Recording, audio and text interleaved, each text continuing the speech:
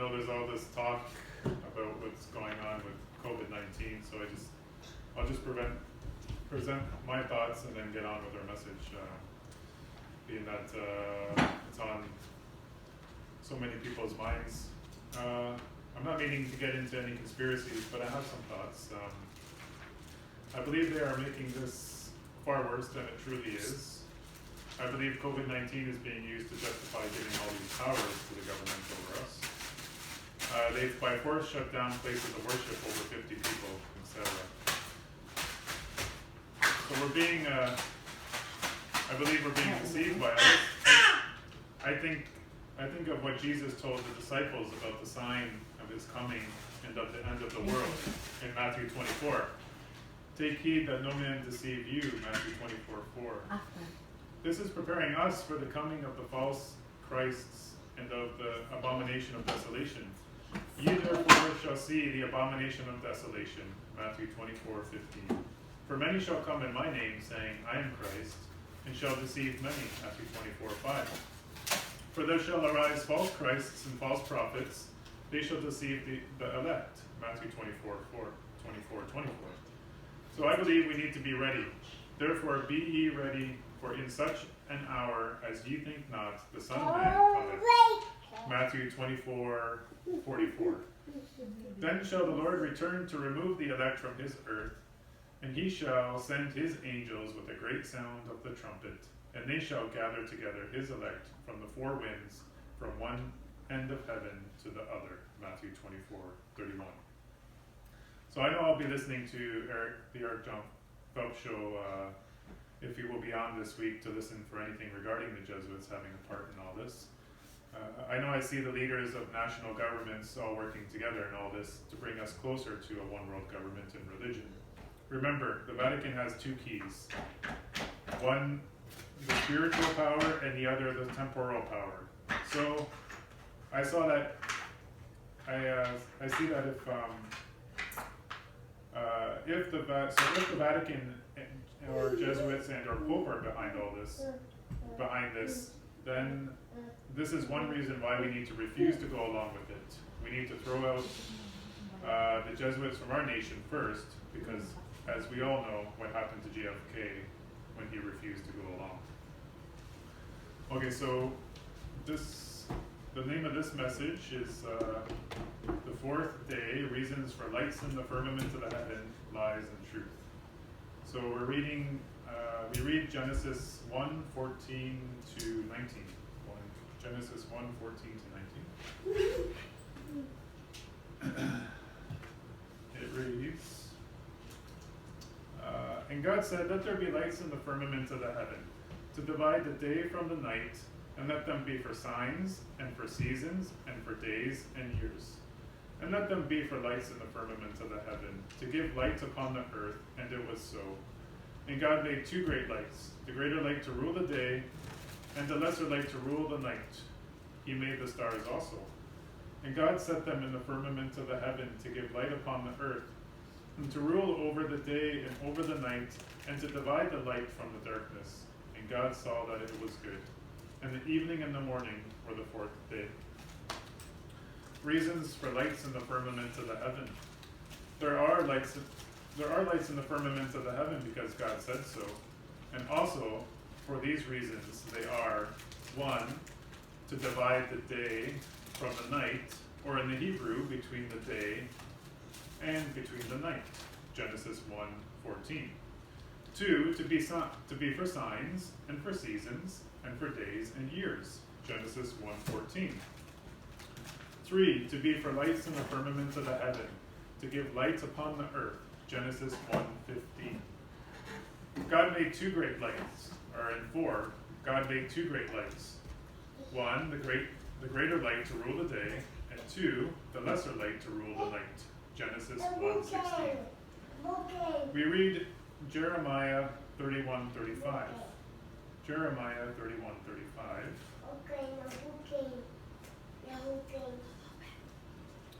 Jeremiah 31:35. Thus saith the Lord, which giveth the sun for a light by day, and the ordinances of the moon and of the stars for a light by night, which divideth the which divideth the sea when the waters thereof roar. The Lord of hosts is his name.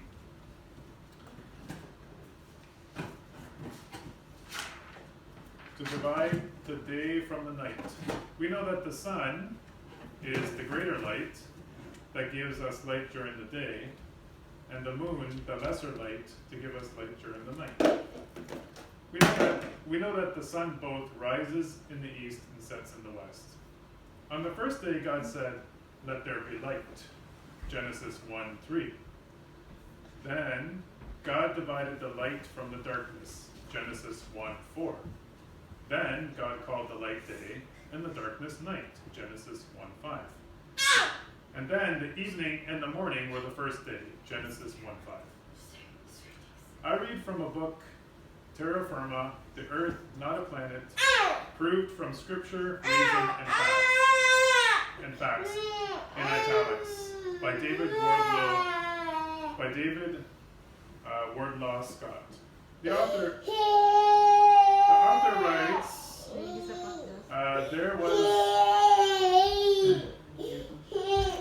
writes, there was light before the sun's formation. The same author also writes that light is born out of the womb of darkness.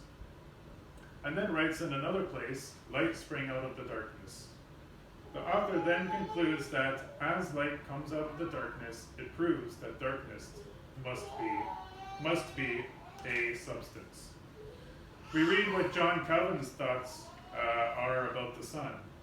By the sun's warmth, trees and vines bud and put forth first their leaves, then their blossom, then fruit.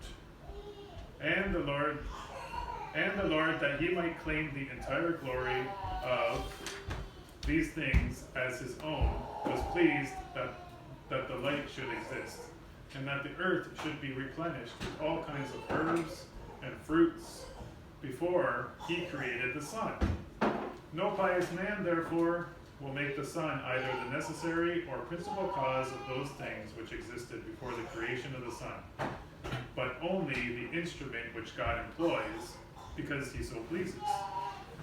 When we read that at a prayer of Joshua the sun was stayed in its course, Joshua 10:13, that as a favor to Hezekiah, the sun's shadow preceded 10 degrees, 2 Kings 20:11.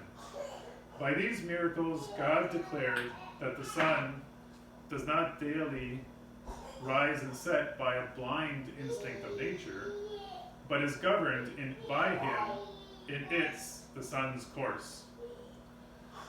The moon made to rule the night. I was taught that the moon reflects the light of the sun, but this is a lie. Instead, quote, the moon, as well as the sun, is a light giver, each imparting its own light.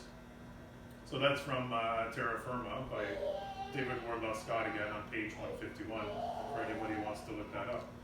So we did read after all that God made the lights in the firmament of the heaven to give light, Genesis 1:15. Lights for signs and for seasons. How do we know the beginning and the end of a season? How do we know the beginning and the end of the beginning and the end of a season? We know by the positions where the sun rises. So when the sun rises due east, we know it's spring or fall. When the sun rises in the uttermost part, in the north and east, we know it's the beginning of summer, and when it rises in the uttermost point in the south and east, we know it's the beginning of winter. We know that this natural order of the sun rising due east and in the uttermost points north and east and south and east repeat continually and always in the same order. So I show you here a circle, and then this point in the middle is U. Hi. So the sun moves south until it reaches its uttermost point south and east. So if you're looking here east when the sun rises, when it reaches its uttermost point south and east, number 2 here on this page on here, then you know it's winter, the beginning of winter. When the sun rises due east, it's spring when the sun is moving toward the north, and the fall when moving toward the south. So if you look here, when you're looking east and you're looking at the sun rise, okay, when it's moving north, and you see it rise due east in the morning, okay, that means that it's the beginning of spring. But when it's moving south, when you see it rise due east and it's moving south, that means it's the beginning of fall, right? So once again, this is lights for signs and for seasons. And then number 4 here, if you're looking in the morning when the sun rises, and when the sun rises at its uttermost point in the north and the east in the morning when you see it, so that would be this way here. So this morning when I looked out the window, it came straight up here because it's beginning of spring right now, right? So now it's moving north. And when it reaches its furthest point north and east in the morning when it rises, that means it's the beginning of summer. So that's how God, see, this is all because God put lights in the firmament of the heaven, and it reads the reasons why he put them there, because he put them there for signs and for seasons, right? So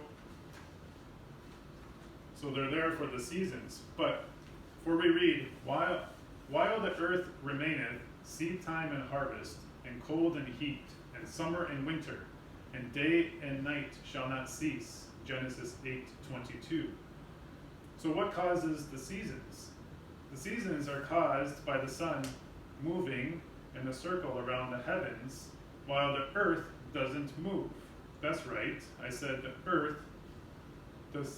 the sun moves, but the earth doesn't. We read Psalm 96:10.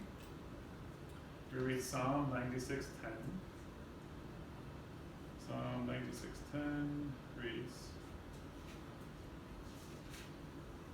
96:10. Oh, here it is. Say among the heathen that the Lord reigneth. The world also shall be established, that it shall not be moved. He shall judge the people righteously. The world doesn't move. We read also Psalm 19:6. Psalm 19:6.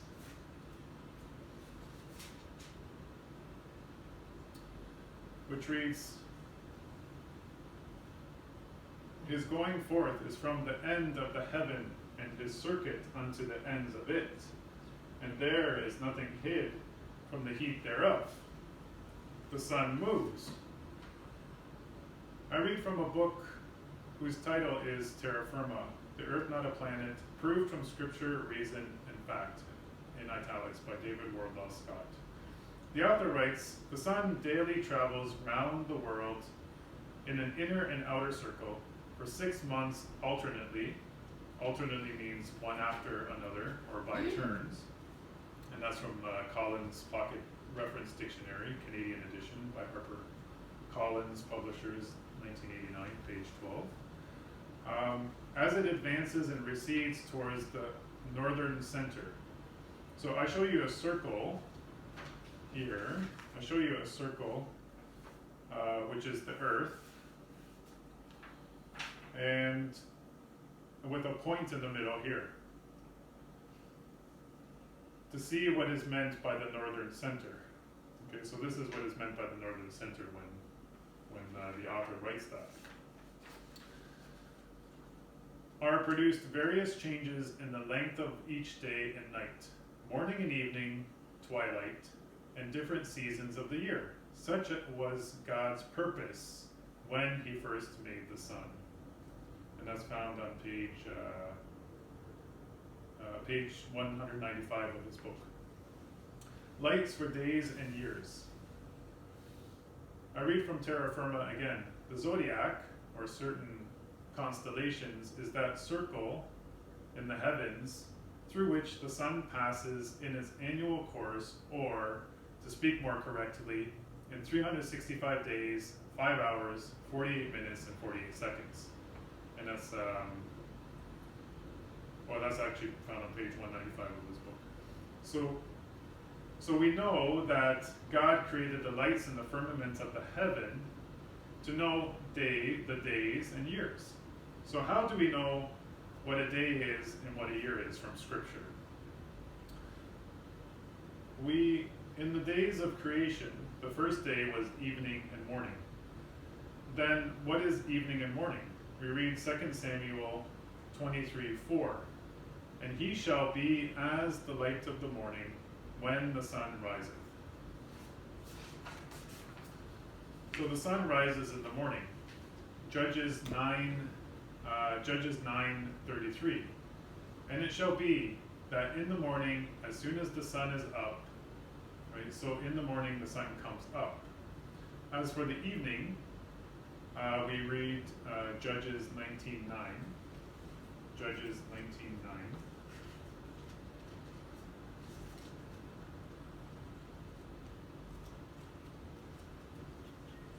Judges 19:9. I think it's before.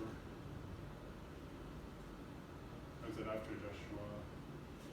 Yeah, Judges 19:9 after Joshua.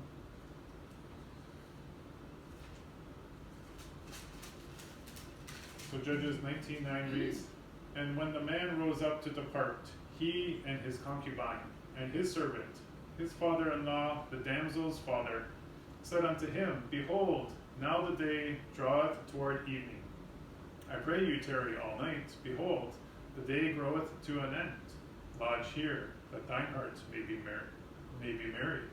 And tomorrow get you early on your way, that thou mayest go home. So the evening follows the day here. And we read Mark 1:32. Mark 1:32.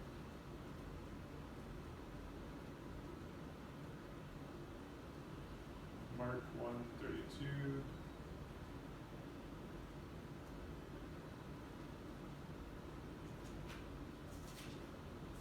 Mark 1:32 reads, And at even, when the sun did set, they brought unto him all that were diseased, and them that were possessed with devils. The sun sets in the evening. So we know from Scripture that a day is evening and morning. And since it begins with evening and ends with the evening, day thus begins and ends with the setting of the sun. To conclude, we looked at the reasons for God making lights in the firmament of the heaven. We've learned that he made them to be for seasons, and that the sun advancing and receding toward the northern point produces different seasons of the year. So it cannot be true that the seasons are caused by the earth turning about a straight line, what they call an, quote, axis, unquote, and the north leaning forward toward the sun in the summer, and the leaning back away from the sun in the winter at an angle of 23.5 degrees has to be a lie. We learned that God created the sun, moon, and stars to be lights. Thus, the teaching about the moon reflecting the light of the sun is a lie, but the moon imparts its own light. The truth of the Scriptures, the inspiration of God, reveal this to be a lie, so that we aren't ignorant. Amen.